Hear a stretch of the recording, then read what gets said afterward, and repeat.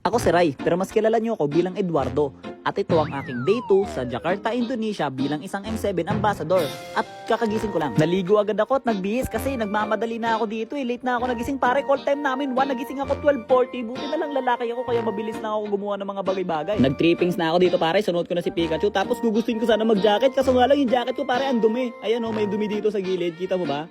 Ayan oh, may dumi pare oh, ang dumi oh. Kita mo?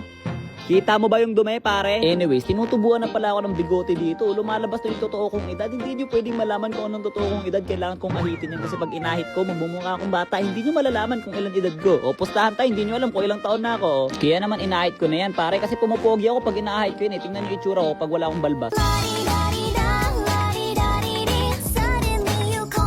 Anyways pare, lahat ng pagmamadali ko napunta sa wala kasi 5 PM pala yung call time pare, na-adjust pala. So anong gagawin ko dito? Mayroon pa akong 4 hours na natitira.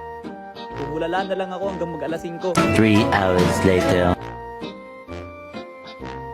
1 hour later.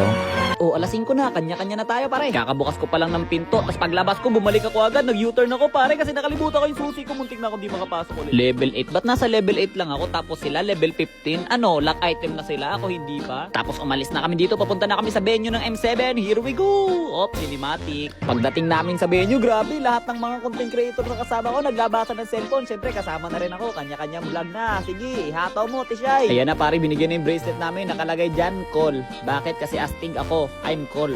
Bis ako. Alam mo dito pare sa part na to, bawal vaping. Ano, no smoking, no vaping area. Alam mo bakit kung saan ka pwede mag-vape? Doon pare oh. Sa vape room. Ngayon ko lang nalaman, pro player pala si Ninong Rai. Payag ka, Team Aurora, pero pangalan mo TNZ. Nice G! Ito pago. Ito pogi. Ito pago. Ito pagi. Ito pago. Ito bago. Ito pago. Ito gago. Ito pago. Ito palko. Pago, pagong, pago, pak. Ako lang ba o mukha tong Victorious Gatot? Kung alam nyo yung tinutukoy ko. Anong pangalan yan? Sigbin. Sinong hero ang madalas mag-joke? Kimi lang di. Anong tawag sa taong mahilig mang-riz? The Rizzler. Inang percentage ng TP yan? 44%. Kung ako andyan, 100% yung TP ko kasi puro TP lang naman gagawin ko. After namin manood, kumain muna kami at kakakain namin dito na may chopstick. Pare, natuto na ako gumamit ng chopstick kahit dati hindi naman talaga ako marunong nito. Tingnan nyo, ayan o. Diba nakakakuha na ako ng pagkain para I'm so proud of myself. Tapos pagbalik namin, nakakuha kami ng pangalawang bracelet. At pangatlong bracelet. Tapos dito mag-cheer sana kami para sa Aurora. Kaso natalo sila sa Clash. Kitang-kita naman sa reaction ng mga nanonood na puro Indonesian. Kaya naman ayoko muna. Lugi tayo dyan pare. Aurora! Aurora! Grabe yung cheer dito pare, 6 versus 6,000. Kaya lugi kami dito pag nag-cheer kami. Parang bubugbugin kami nung nasa paligid namin eh. Kaya after manalo ng Aurora, lumabas na agad kami bago kami abangan. Game 1 pa lang pala yun, marami pang game na parating. Ito pala yung nangyari sa game 2 pare, kasi nanalo yung AE. Kaya yan, nagwawala sila, sumasayaw-sayaw sila, ang cute nila. Tapos dito, nag-TikTok muna sila kasama yung mga pro player. Nakakita ka na ba ng behind the scene?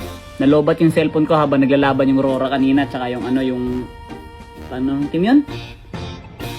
Alter Ego pare, nalobat kasi cellphone ko so hindi ko sa inyo na-record yung mga pangyayari. Kaya naman explain ko na lang sa inyo pare. Doon sa mga hindi nakapanood kasi iba 'di ba nakapanood naman kayo ng ng M7. Pero sa mga hindi nakapanood, explain ko sa inyo lahat ng nangyari. Matatalo na dapat ang Pilipinas pare. Matatalo na.